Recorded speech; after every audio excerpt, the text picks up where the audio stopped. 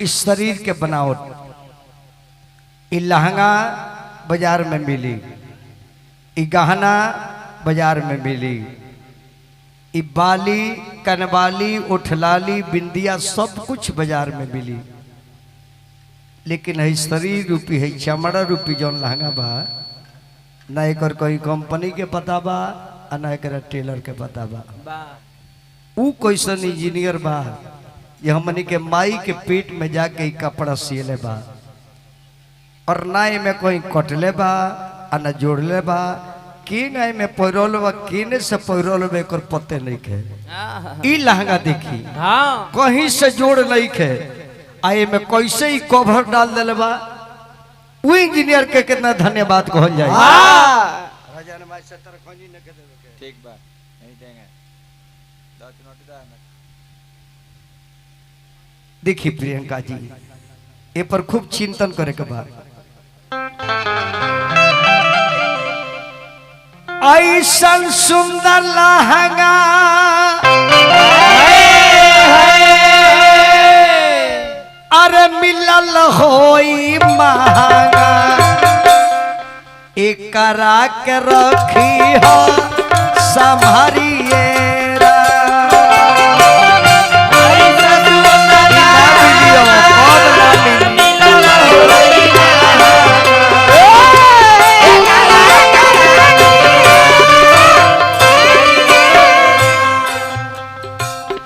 ऐसन सुंदर लहंगा मिलल होई महंगा एकरा के रखी हो संभारिए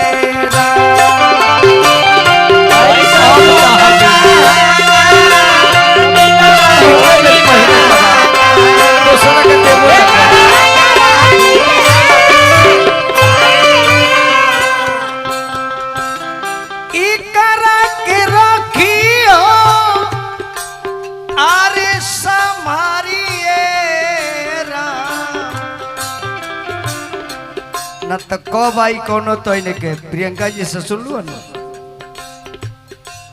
न चिट्ठी न संदेश न जाने कौना देश लेकर चला जाएगा। कब आई ऐसा मजिस्ट्रेट चेक इन करी अब मजिस्ट्रेट चेक इन टीटी करेला तब बता के ना करे, सीबीआई आवेला तब बता के ना उहे उहो चेक में आई है तीन ना बतई है चेक में आई है तीन ना बतई है जाए के परी ससुरारी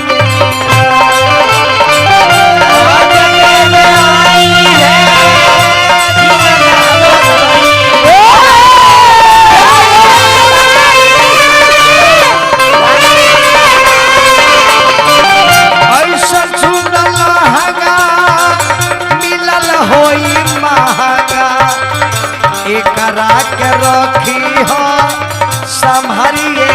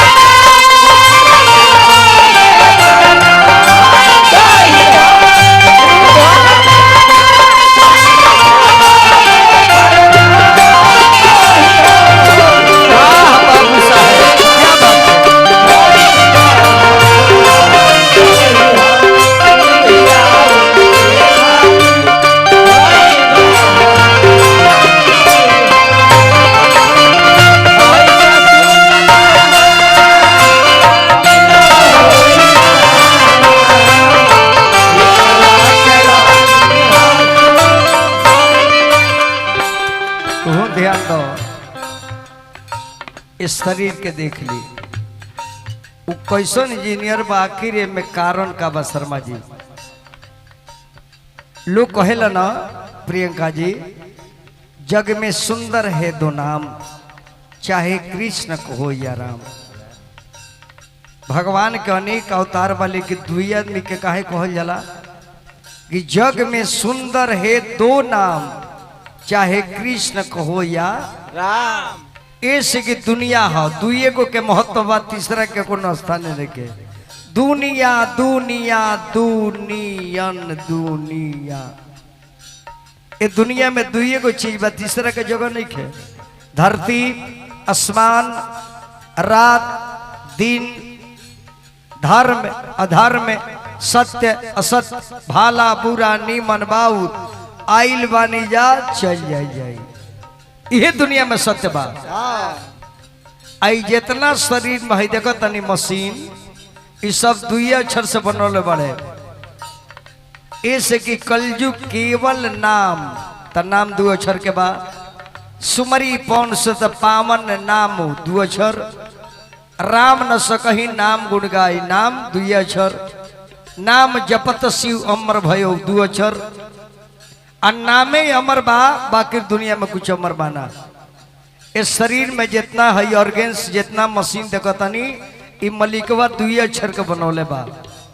भोजपुरी में समझाए भाव, एकर नाम बाल दो अक्षर, सर दो अक्षर, कान दो अक्षर, आँख दो अक्षर, नाक दो अक्षर, दूगो बछेद दो अक्षर, ओठ दो अक्षर, दांत दो अक्षर, जीभ दो अक्षर, कंठ दो अक्षर, गला दो अक्षर, छाती दो अक्षर, पेट दो अक्षर, डांड दो अक्षर, जांग दो अक्षर, पैर दो अक्षर, पीठ दो अक्षर, बाह दो अक्षर, हाथ दो अक्षर। कुछ ऐसा भी बा जौन बताओ ला जाला। रची रची के रंगे रंगरी जवाब, पाँच ही रंगवा के सारिये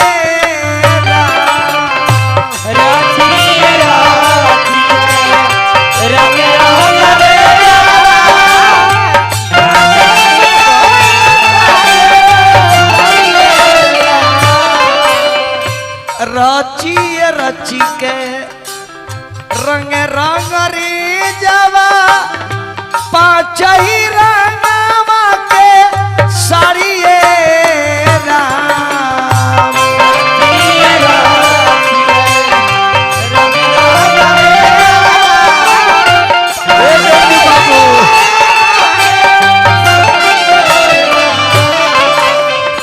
हीरा रतन जतन नहीं कैलू, हीरा रतन जतन नहीं कैलू, लेके बनवलू का बाड़िए हीरा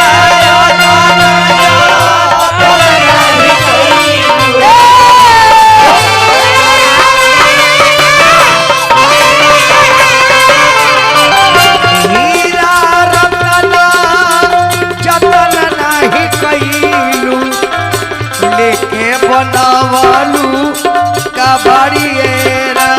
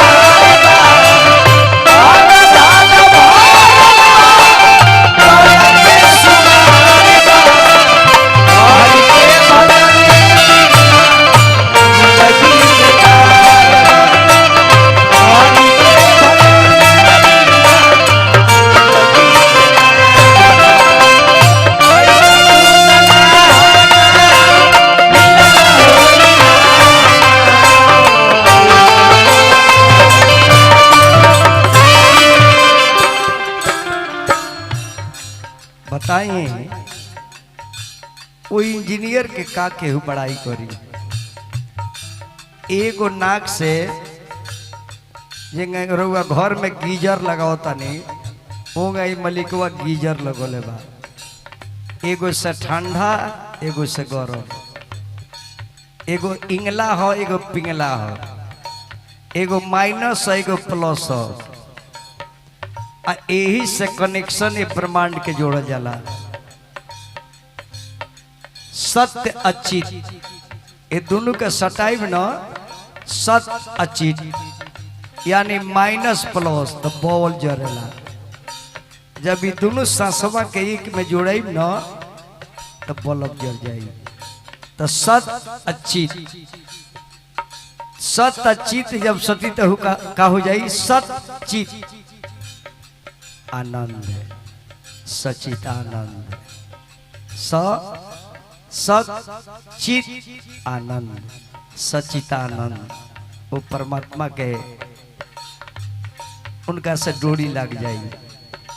क्षिति जल पावन गगन समीरा पांच को से भइल तैयारी।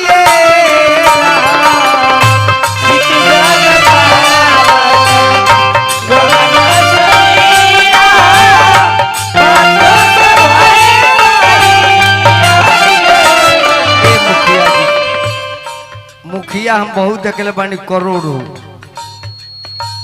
काहे के रुआ सबके कृपा से हिंदुस्तान के कोनो स्टेट हमरा से ना बाचल और ईपी बिहार के कोनो जिला ना बाचल।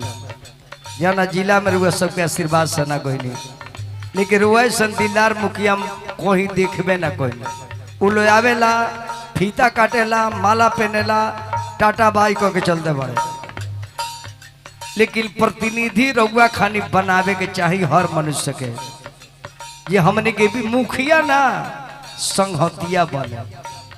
ये रउआ संहतिया बनी मुखिया ना। मुखिया के मतलब कि संहतिया बनौले बानी। हम कने प्रतिनिधि ने की बनौले अपन मित्र बनौले बानी। संगे मानी संगे खाता नहीं जबले बैठल बानी तले बैठल बानी। कहा इतना समय उलो देता जीतला के बाद लोग का टाइम मिलता। बाप रे आओ तल दुआर पर दे देखी नु हमरा के तन छोड़ दी। मिठाई तो खबे ना करो शुगर हरान कइले बा। अब बैठे ना जे तेरे को अभी न्योता बा जा करो कौन जरूर ले जी आई ओ जी को के तबे जी होती। देखिए मलिकवा के डिजाइन आखिर दोनों आंख प्रियंका जी ये दोनों हेडलाइट आगो ही काहे लगौले। एमे से एगो बैक लाइट लगा देवे के चाहिए कि आगहू देखल जाए पीछू देखल जाए, लेकिन मालिक ना लगौले कि अगर पीछे लगा दे तो इंसान अपना मंजिल पर ना पहुंची। अगला कोई जो लाल होता तब पिछला कोई के हरिहर होता। वो घींची अपना का और वो घींची अपना का और मंजिल पर इंसान ना पहुंची। इतना सुंदर है मुहबा हे पपोटा बहे कर रहे। जब जाना तरजे में खाए के बा तो यही पर 15 बहे कर रहे, गंदगी यही में निकाले के रहे। लेकिन कितना भारी इंजीनियर बा ये परेश लगले बा मुहवा पर जे हे में जाए के पहले इंक्वायरी ले ली कि माल आज कह के माल काल के अना तई ना रहते परिया तो गोबरो मुंह में लिया जाए का तो पनीरे खाता नहीं। झूठ बतन को नहीं है जी। साइड में कान दिले बड़े एक के आगे नहीं खन दिले कि साइड से केहू के आवाज सुनब जैसे मॉनिटर बा। साइड से आवाज सुनब दिमाग से काम ले। आइए अगर कानवा हेजी रही तो हम दिमाग से काम लेती। कुछ बोले के चलते ये मुखिया जी ये तले ही कोई टन टन टन टन भन भन भन भन दिमाग खराब। इस मालिक के कितनो बड़ाई करे तो कम हो जाए।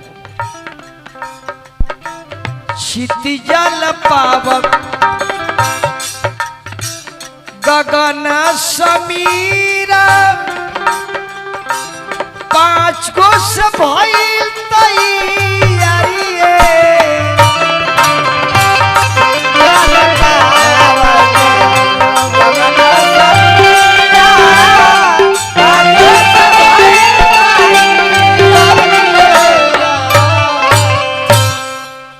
सर्विसिंग पे ही देह चढ़ी।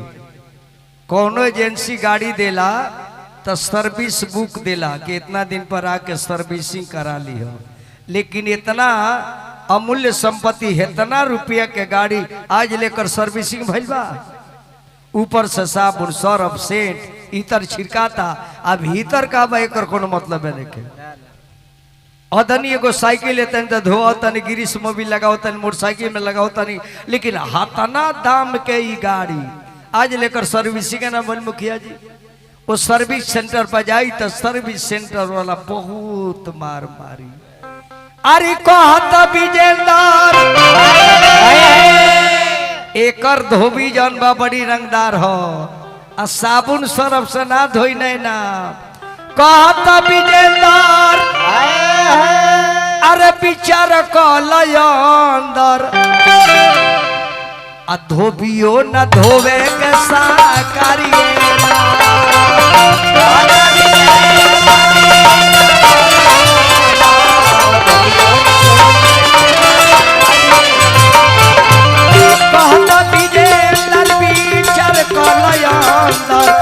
धोबियो न धोवे कसा करिए।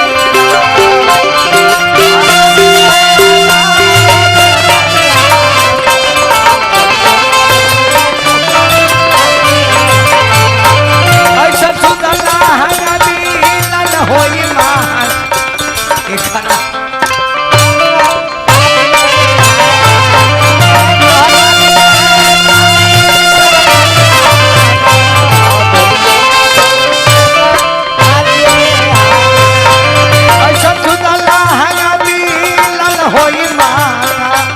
एकरा कदी हलू एकरा कदी हलू एकरा कदी हलू लसरिए रा।